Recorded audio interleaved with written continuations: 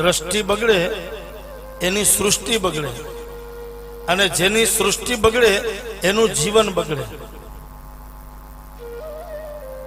ડોંગરેજ બાપુ કહેતા કે જેનું જીવન બગડે એનું મૃત્યુ બગડે. તો પાપને પ્રવેશ કરવાનો આ શરીરરૂપી બંગલામાં, આ શરીરરૂપી મહેલમાં પાપને પ્રવેશ કરવાનો પહેલો દરવાજો હોય તો એ છે આપણે આંખ.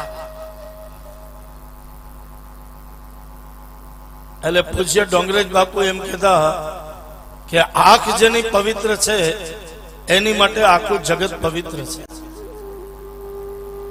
આંખ જેની પવિત્ર છે એની માટે આખું જગત પવિત્ર છે. તો અહીંયા સુધી આવેલું ફળ એક બેનપણીના કહેવાથી, એક સહેલીના કહેવાથી ધૂંધુલીએ આ ફળ ફેંકી દીધું છે. એટલે કહે કે સંગ કરવો તો એવા લોકોનો કરવો જે ભજનમાં ભરપૂર હોય. સંગ કરવો તો એવા લોકોનો કરવો કે સ્વાધ્યાયમાં ભરપૂર હોય.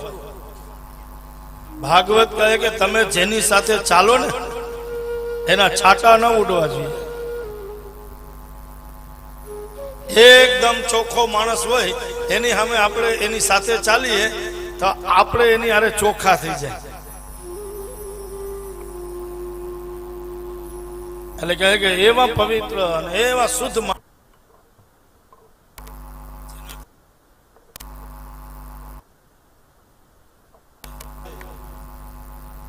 તો પણ છાંટા ન ઉડવા જોઈએ. ગંગા સતી કહે ને કે સંગ રે કરો તો તમે એવાનો કરજો ને, ઈ ભજન માં હોય